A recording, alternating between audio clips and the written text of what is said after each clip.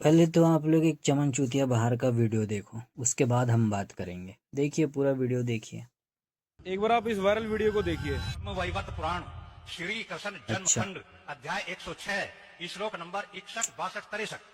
कहाँ से उसमें क्या पढ़ते हैं लिखा भाई ये कि लोग? जिस दिन श्री कृष्ण का कौन विवाह बाबा रुक्मणी है के ये? साथ में हुआ तो रुक्मणी के बाप ने बारात को दावत देने के लिए 1 लाख गाय कहाँ काटी, का ज्ञान 2 लाख ला करके खरगोश बता रहा काटे, है बाबा? 3 लाख कछुए काटे, 4 लाख हिरण काटे, 5 लाख कस्तूरी वाले हिरण, 6 लाख नील गाय, 7 लाख बकरे, 8 लाख मेंढे।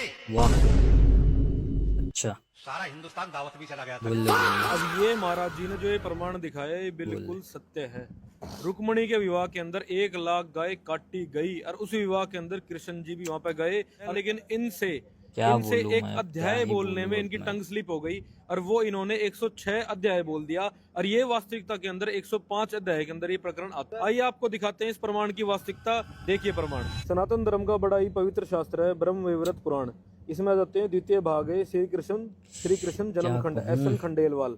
इसके प्रकाशन भी आपको दिखा देते हैं। इसके प्रकाशन है चौखंबा कृष्णदास अकादमी वाराणसी से ओह, प्रकाशित होता है। अब ये अध्याय नंबर 105 है, अध्याय नंबर 106 नहीं। इसी बदनाम अध्याय कर दिए 105 के पूरा, अंदर आ जाइए श्लोक नंबर 61 और 62 पे। पूरा बदनाम अब इसको करके रख पढ़ते हैं दिया। श्लोक को। ये रुक्मणी का विवाह था बोलो, जिसके फिर मैं अंदर खुद बताता श्री हूँ। कृष्ण जी वहां पे आए हुए थे और उस विवाह के अंदर 1 लाख गऊ को काटा गया, 2 लाख हिरण को काटा गया, 4 लाख खरगोश को काटा गया, 4 लाख कछुए, हे प्रभु, 10 लाख बकरे, 40 लाख भेड़ इनकी बलि पर्व क्या काल कहूं में इसका ग्राम मैं अब। देवी के समक्ष भक्ति से प्रदान करे और इनका पका हुआ मांस भोजनार्थ पाक कराएं। पूरे जितने बाराती आए हुए थे उन सभी को गाय का बहुत मांस गुस्सा परोसा आती गया भाई, और बहुत उन गुस्सा आती बारातियों में कृष्ण जी भी वहां पे से मौजूद थे चूतियाओं पर। जिनके सामने गाय का मांस काटा गया, जिसको पूरा हिंदू धर्म, बोल पूरा ले, हिंदू समाज फिर मैं गौ बताता माता हूँ। को क्या दर्जा देता है, वो हमारी माँ समान है। और उस गाय को काट के उन सभी बारातियों ने उस गाय का मांस वहां पे खाया। अब आपको दिखाते हैं यहाँ पे, ये देखिए अगले पेज पे। अब आप ये देखिए कि श्री कृष्ण को उत्तम वेशभूषा से सज्जित किया गया। श्री कृष्ण जी भी उस बारात के अंदर थे जिस बारात में सभी को गाय का मांस खिलाया गया। ये थी वास्तविकता रुक्मणी के विवाह की, जिसके अंदर गाय का मांस काटा माँ गया और कसम सभी बहुत बारातियों ने गुस्सा गाय का आता है मांस यार, खाया और क्या कृष्ण जी बोलूं भी अब उस मैं। विवाह के अंदर आए हुए थे। और ये अध्याय नंबर 105 था जो कि बिल्कुल वास्तविकता सच्चाई थी। लेकिन इस फरोड़ रुक, 420 इस नुगरे, मैं इस बताता हूँ। बड़वे गोविंद गुरुकुल ने सबको भ्रमित कर दिया सिर्फ अपनी पीडीएफ बेचने के लिए।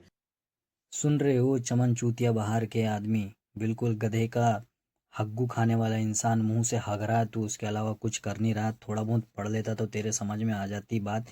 पहली बात तो रुक्मणी जी और श्री कृष्ण जी का विवाह उनके पिता ने कराया ही नहीं। ना जाने कौन सी किताब और कहाँ से पढ़ लेते हो, कुछ समझ नहीं आता तुम्हारा। बता कौन सा दिमाग लगा, पता ऊपर वाले ने तुमको किस प्रकार का भेजा है, जिसमें बिल्कुल नेगेटिव नेगेटिव चीजें हैं। आप खुद को सनातनी बोलते हो, उनका ना तो विवाह हुआ।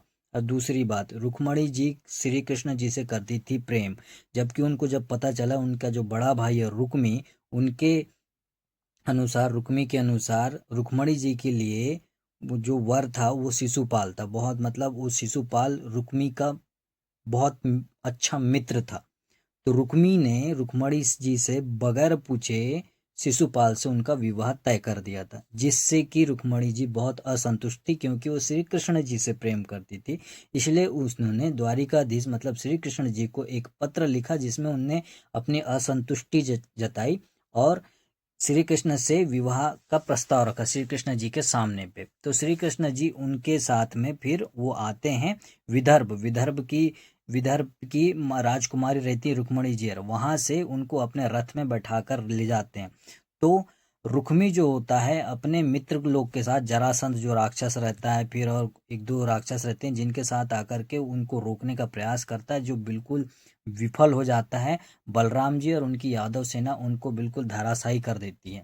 तो ये उसकी एक कहानी होती है। उसके बाद द्वारिका में जाकर के श्री कृष्ण जी और रुक्मणी जी का विवाह संपन्न होता है। और चमन चूतिया चटन बाहर आदमी, पता नहीं तुमने कहाँ से पढ़ लिया, तुमको मतलब हमारे सनातन धर्म को एकदम गलत ही दिखाने का है क्या? मतलब इनने वो जो बुक छाप लिए हैं, जो खुद के ज्ञान से खुद को ज्ञान को समझ के खुद के झंड टाइप का इंसान अपना दिमाग लगा करके खुद ही बुक छाप दिया और खुद ही उसको समझा रहे हैं। मैं बता रहा हूँ भाई, भक्ति वेदांत बुक ट्रस्ट के अनुसार ही अगर तुमको कोई भी हमारे सनातन की बुक मिलती है, आप ये वाली जो गीता है आप इसमें पूरी तरीके से पढ़ेंगे तो आपको समझ में आएगा कि इस प्रकार के जो भक्ति वेदांत बुक ट्रस्ट है, आप उसी के पास से अपना जो भी है, जैसे सनातन पुराण है, वेद हैं, तो आप यहीं से खरीदे और यहीं से पढ़िए। आप इन चूतियाओं के चक्कर में मत आइए जो कि बिल्कुल और बिल्कुल असत्य और बिल्कुल गलत जानकारी फैला रहे हैं।